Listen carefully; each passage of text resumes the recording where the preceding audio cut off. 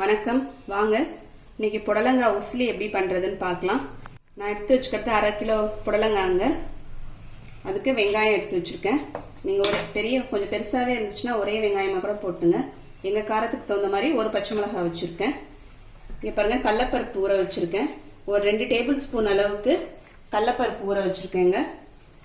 ஒரு மணி நேரத்துக்கு முன்னாடியே ஊற வச்சுட்டேன். இங்க பாருங்க. இப்ப நம்ம எடுத்து புடலங்காய் போடுற பாத்திரத்துல கல்லுப்பு கொஞ்சோண்டு சேர்த்துக்கலாம். சேர்த்துட்டு புடலங்காவை கட் பண்ணிக்கலாங்க. இங்க பாருங்க, புடலங்காவை பொடி பொடியா கட் பண்ணியாச்சு. வெங்காயம், பச்சை மிளகாய், கருவேப்பிலை எடுத்து வச்சிருக்கேங்க. வெங்காயமும் கட் பண்ணிட்டேன். இப்ப இந்த புடலங்காவை நம்ம உப்பு போட்டு வச்சிருக்கோம்லங்க, அந்த பாத்திரத்துல சேர்த்துடலாம். சேர்த்து இது நல்லா பெசரிக்கலாங்க. உப்போட கலந்து பெசரிக்கலாங்க. இதை இந்த புடலங்கால அந்த மேலே லேசாக அந்த சொன்ன மாதிரி இருக்குன்னு வாங்க, அந்த வெள்ளை அது உப்புல நல்லா பெசரி கலந்தோம்னா அது இருக்காதுன்னு வாங்க. அந்த மாதிரி நல்லா பெசரிட்டு இதை தண்ணியில கழுவி பிழிஞ்சு எடுத்துக்கலாங்க. கடலைப்பருப்பு ஊற வச்சிருந்தாங்க, அது மிக்சியில போட்டு வச்சிருக்கேன். அது கூட 1 ஸ்பூன் அளவுக்கு நம்ம சோம்பு சேர்த்துடலாம். சேர்த்துட்டு இதை மிக்சியில ரவை பதத்துல, ரொம்ப மழை அரைச்சிட வேணாம், கொஞ்சம் ரவை பதத்துல கொரன்னு இருக்கிற மாதிரி அரைச்சிக்கலாம். அரைச்சிட்டு நம்ம தாளிக்கலாங்க. இங்க பாருங்க, கடலைப்பருப்பு சோம்பும் இங்க பாருங்க. அவ்வளவுதான், தண்ணிலாம் விட வேணாங்க. அப்படியே அந்த ஊர்ன தண்ணிய, கடலைப்பருப்புல இருக்கிற தண்ணியை வடிகட்டிட்டு இதை மாதிரி கொரன்னு அரைச்சி எடுத்துக்கலாம். சோம்பும் கடலைப்பருப்பும் விட்டு விட்டு அரைச்சி எடுத்துக்கலாங்க. இங்க பாருங்க, புடலங்காய் உப்பு போட்டு பெசரி கழுவிட்டு 2 தடவை நல்லா தண்ணியை ஒட்ட புழிஞ்சு வச்சுட்டேங்க. கடலைப்பருப்பும் அது சோம்பும் போட்டு அரைச்சி எடுத்து வச்சு இப்ப நம்ம தாளிச்சிடலாங்க. அடுப்புல ஸ்டவ்ல வானல் வச்சிருக்கேன் பாருங்க. 2 ஸ்பூன் கடலை எண்ணெய் சேர்த்திருக்கேன். எண்ணெய் காஞ்சிருச்சு. கடுகு சேர்த்துடலாம். கடுகு ஒரு 1/2 ஸ்பூன் சேர்த்துக்கிறேங்க.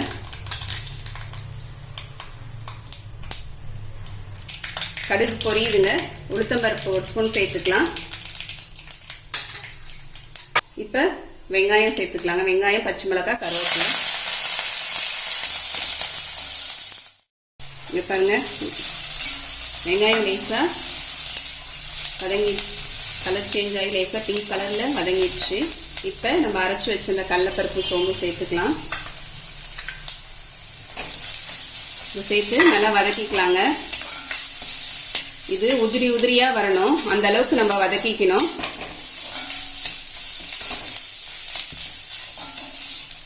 இப்படி உடைச்சு விட்டு பாருங்க, இந்த மாதிரி உடைச்சு விட்டு நம்ம வதக்கிக்கணும். இங்க பாருங்க, அதே உடைச்சு விட்டு கிளறி விட்டுருக்கேன். கொஞ்சம் ஃப்ளேமை கொஞ்சம் சிம்லே வச்சுக்கோங்க, இல்லைன்னா பருப்பு அடி பிடிக்கும். முதல்ல 2 ஸ்பூன் எண்ணெய் விட்டு தாளிக்கும் போது விட்டுலாங்க அந்த எண்ணெய். இப்போ நம்ம இது இன்னும் கொஞ்சம் கிளறி விடணும். 1 ஸ்பூன் எண்ணெய் சேர்த்துக்கிறேங்க. இந்த மாதிரி பொரியலுக்குலாம் பருப்பு போட்டு பொரியல் பண்றதுக்கு கடலை எண்ணெய் சேர்த்தா நல்லா இருக்குங்க.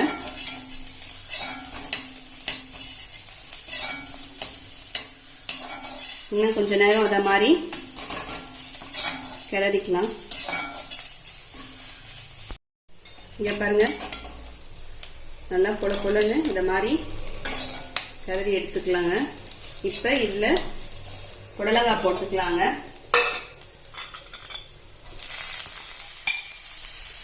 மஞ்சத்தூள் போட்டுக்கலாம் ஒரு 1/4 ஸ்பூன் அளவுக்கு. உப்பு சேர்த்துக்கலாங்க. உப்பு போடும்போது மட்டும் இதுக்கு பார்த்து சேர்த்துக்கலாம். புடலங்காவுக்கு உப்பு அந்த அளவுக்கு ரொம்ப பிடிக்காது, அதனால உப்பு கொஞ்சம் கம்மியாவே போட்டுக்கலாங்க. புடலங்காவுக்கு புடலங்காய், வாழைப்பூ, வாழைத்தண்ணி இதுக்கெல்லாம் உப்பு ரொம்ப பிடிக்காது, அதனால கொஞ்சம் கம்மியாவே இதுக்கெல்லாம் போட்டுக்கலாம். இதெல்லாம் கலந்து விட்டுறலாங்க. கலந்து விட்டுட்டு இங்க பாருங்க, தண்ணி இவ்வளவுதான், சும்மா தெளிச்சுதான் விடுறேன். 1 ஸ்பூன் அளவுக்கு லேசா தெளிச்சு விட்டாவே போதுங்க. சிம்லே வச்சிருக்கேங்க நான். இப்போ இதை மூடிடலாங்க, வேகட்டும். தண்ணி ரொம்ப சேர்த்திங்கன்னா புடலங்காய் குழ குழன்னு ஆயிடும். அதனால தண்ணி கம்மியாகவே இருக்கட்டும். ஸ்டவ்வும் சிம்லேயே வெந்தாவே நல்லா இருக்குங்க. இது பாருங்க,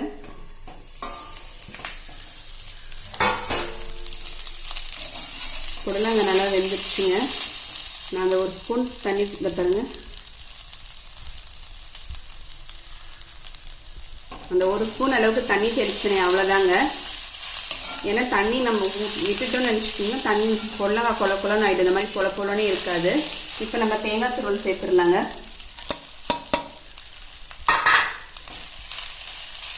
தேங்காய் துருவல் சேர்த்து கலந்து விட்டு ஆஃப் பண்ணிடலாம். இப்போ நமக்கு புடலங்காய் உஸ்லி ரெடி ஆயிடுச்சு. நீங்களும் இதை மாதிரி ட்ரை பண்ணி பாருங்கள். ட்ரை பண்ணி பார்த்துட்டு எப்படி இதுன்னு கமெண்ட் பண்ணுங்கள். இந்த வீடியோ பிடிச்சிருந்தா லைக் பண்ணுங்கள்.